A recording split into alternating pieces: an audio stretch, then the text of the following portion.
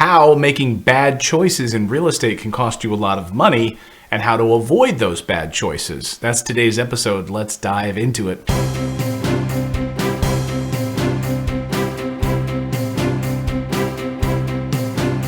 Here we are at our very first rental property. Hey everyone, I'm Clayton Morris, longtime real estate investor, best-selling author of How to Pay Off Your Mortgage in 5 Years, public speaker, and this channel is devoted to helping you build passive income and financial freedom. This is the channel where it's a safe environment for you to come in here and say, hey, I don't know much. I wasn't taught this in school at all, and I want to learn and I want to build financial intelligence. That's what we're here for, to help you. It's a positive place. No negativity here on our channel. So we've got a great guest on the show today. This individual has a fascinating journey. His name is Jose Jaramillo. Did I get that right? Close. I was trying. I was like, okay, I'm going to do this. Say it again. Jaramillo. Millo. Yes. Right. I got the at least I got the Jose part correct. So yes, yeah. Well, Jose has an interesting story. I mean, he's a buy and hold real estate investor now. He has 6 doors. He's looking to expand his portfolio. He's down in the Miami market, and he is an investor, a tried and true investor, but got his start, Jose, right, as a baseball player. And that's where you were going to really cut your teeth and become a professional baseball player. And then things shifted. And so today we're going to talk about some mistakes along the way, how you overcome those, and how to make, how it's really kind of part of the process. It's part of the journey as a real estate investor. Exactly. So welcome to the show, and hopefully I won't butcher your name anymore. Hey, it's okay, man. Thank you so much. I really appreciate it. I'm super excited to be doing this episode with you today. Don't worry about the last name because, like I said before, whenever I was a baseball player, every time that they were going to announce my name, they will make a stop and they will say, now batting Jose, and then there will be a silence, and then there will be Jaramillo or whatever they will come up. So it's okay.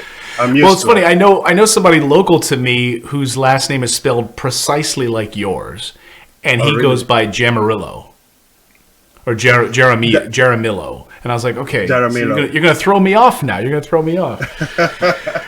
So I totally understand that. I mean, working in the television business, I sometimes have to make that pause over the years and just stop and try to nail it. But I talk myself out of it sometimes. Well, let's talk some real estate today. All right. Let's talk about your journey. So before we dive into some of the mistakes, we're going to talk about a house that caught on fire, some of the problems that you went after it on this big renovation project, and we'll talk a little bit about your market down there in Miami and how expensive it is. So first of all, tell us how you got started in real estate investing, did it start while you were playing baseball? Actually, no. Whenever I was playing baseball, I did have some entrepreneurial tendencies, I believe, especially because of the background I have with my family. However, I was extra focused on baseball. That's, 110% just baseball. Whenever I stopped playing baseball, that's when that big shift came and I had to figure out what to do, And I knew it was going to be something related to business because I didn't grow up working for somebody else. I grew up playing baseball, and then I didn't have that in me because I didn't have that experience during those years. So it all started because I was living with a couple of roommates that they ended up leaving me, and I had to figure out a way to pay the rent. And I went ahead and started renting out the rooms. And then I actually got introduced to this big platform nowadays called Airbnb. And then I was like, wow, this is amazing. So that's kind of like how I got into it. And I started falling in love with the real estate business. Then I went to learn tax deed auctions. And that's how I bought my very first property. I bought it in a tax deed auction for about $35,000. We put I partnered up with 2 other guys. We put I think $7,000. It was a very small flip. And we ended up selling it for $55,000. And then from there, I just, went up on trying to figure out the business and learn as much as I can. That sounds to me like it would be been a perfect buy and hold property. 35,000, you put 7,000 into it, you sold it for 55, not much of a profit there.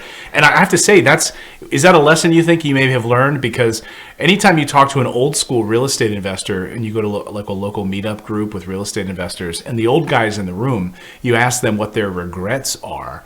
And they'll tell you it's that they wish they had held on to this property. That sounds to me like it would have been a perfect buy and hold property. I totally agree with you. We were renting out a property. Whenever we rented out, we were getting close to $1,000, like $950 or $1,000. So that was pretty good. I think that will fall into the 1% rule, if I'm correct. But yeah, even more than that. That's like a 2%. Yes. But to be honest with you, there was one thing that I didn't like about that property. And it's something that I still hold on to it nowadays when I'm going to invest.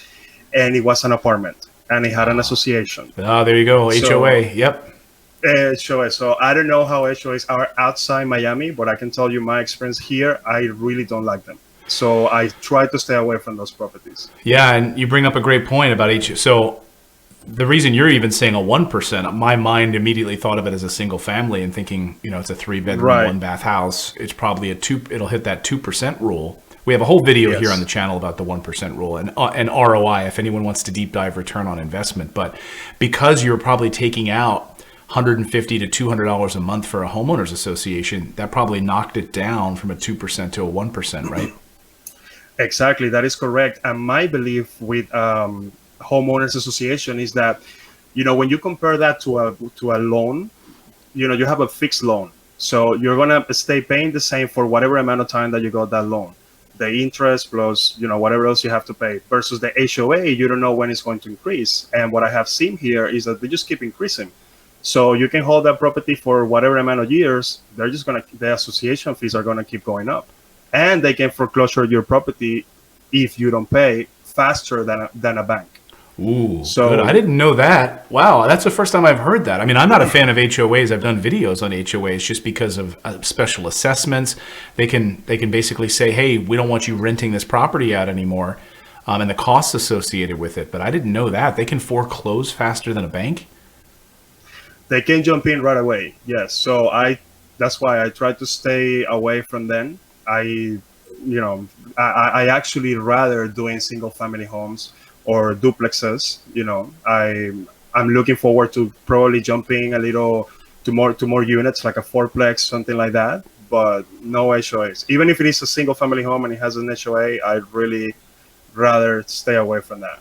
I hope our audience is paying attention because I have heard horror stories about homeowners associations. And again, in the video that I have here on the channel on HOAs, you'll see the comment threads below and people are like, yep, I will. No way, no way, no way I would invest in HOAs. So Jose is giving us some great tips on that. So I want to go back a little bit. So you were playing baseball.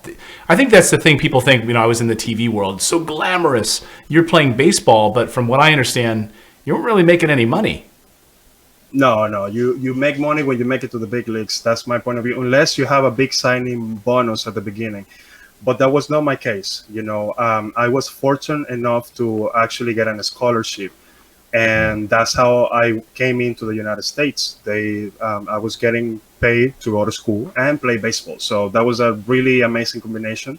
I'm super grateful for that because I was able to get my college degree. I don't really practice my college degree, but I was able to go to school, finish school, get a degree, and play baseball here. And then after that, I went to play a little bit of independent ball in Texas. But again, like you said, you don't really make much money to live. And that's when I make the decision to just stop playing and figure out a way to make it happen, make more money, have a better life.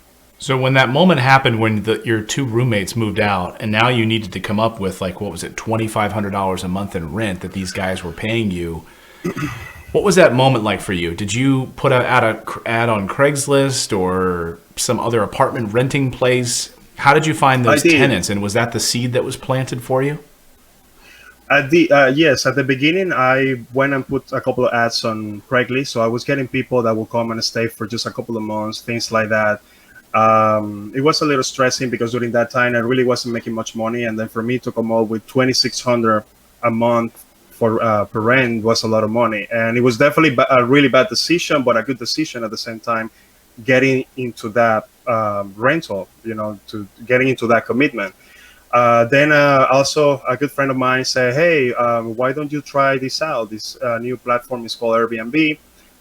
You can lease a bedroom for rent, and you may be able to make it happen. Probably make a little more." And that's exactly what happened. Airbnb during that time, it was busy, but not as busy as right now. I read an article the other day that during that time it was actually 1 out of 10. 1 out of 10 people that were trying Airbnb nowadays is 1 out of 4. So it has definitely increased. There is more demand. But Wow. back then it helped me a lot. Like you have like no idea. It really helped me a lot. That's great. There's a little pointers along your roadway that are pointing you in the right direction. So before we get into this current deal that you've been working on with, this what you call the firehouse and some of the big mistakes you can make inside of real estate investing and choices that can cost you a lot of money. Talk about that first deal again, the $35,000. You bought a tax deed auction, $35,000. You put 7 into it and you flipped it for 55.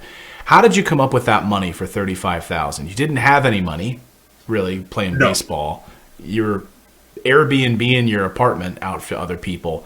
And if I understand correctly, at a tax deed auction, you need to come up with all that money, right?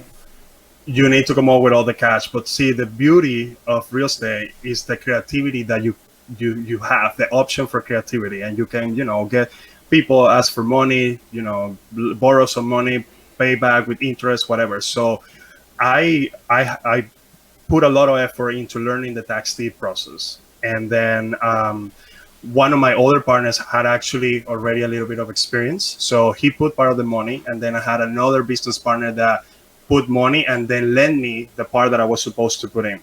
So I came up with a little, I had like $5,000 saved, something like that. But I put a small amount and I borrowed the rest. And that's how we went and purchased the property cash. We fixed it and found a tenant, and then sold it to an investor that is nowadays holding that property for rent. Boom. I love it. I love it. So all the people that write and say, I have no money, I can't invest in real estate, Jose just shows you that's exactly how you have to do it, to be creative. And I believe in this country, people who've actually built wealth, they have to use other people's money to build wealth. There's a difference between good debt and bad debt. And the wealthy people in this country have built wealth using other people's money. Am I wrong or am I right? No, you're totally right, man. You're totally right. I believe that there is a pool of opportunities in this country to build wealth, especially in real estate. And yeah, you can use other people's money, or you can use the bank if you have the option. Unfortunately, for those properties, to my knowledge, it's a little difficult to actually get a loan for something that is $35,000, $45,000. But you can definitely find a private lender or some investor that is willing to, lend you the money, and you can go ahead with the property and invest in it. That's great. So let's get into this house, because I want to talk about some of the details. We talked about some of the mistakes, and I think mistakes are what hold people back in real estate investing, worrying about some of the big pitfalls, and they don't take action. They'd much rather just be comfortable investing in mutual funds and their 401k and never really building wealth. You're going to make mistakes along the way. So let's talk about this house. You called it the firehouse. Tell me about some of this mistakes and what this thing looks like. It is the firehouse, man. We bought this house. I partnered up with 2 guys.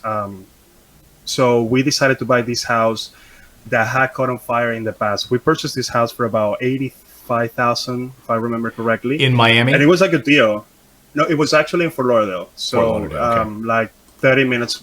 Miami is right next to Fort Lauderdale. I have some properties there. And excuse me. So we ended up buying this property for $85,000. It was on fire before, right? So we got it with a hard money loan, and we said, okay, let's buy this house, fix it, whatever, and then put it for sale. Worst case scenario, then we'll do like a refinance type deal where we put a tenant in there and then we refinance the house.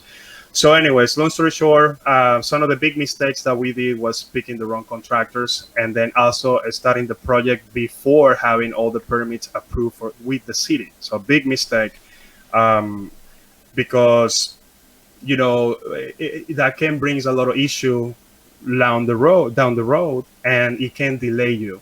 So the first contractors that we got, they will come to the work to the job, they will start working, and then they will disappear for a few days. And one of the reasons that we hired these guys, it was because they were less expensive. Mistake number one. Nowadays, I believe if you're going to hire somebody, it doesn't necessarily have to be because it's cheap. There are other things that fall into place. Then we have to chase these guys. These guys, they will become hard to reach. They wouldn't answer the phone. They wouldn't show up to work, whatever. Then we will have to hire somebody else. This other person will come, do the job. He will do an okay job. But then we will find pitfalls, and then the job will have to be redone again. And it was just a chain of effects, man, one after one, until we also, during the permit process, we hadn't got it approved, but we had actually started the project. Then the city came and say, hey, that's it, you can work. We have to put a stop order. Once you have the permits, then you can go back to work. We ended up hiring a contractor that was supposed to helping us out with all these permits.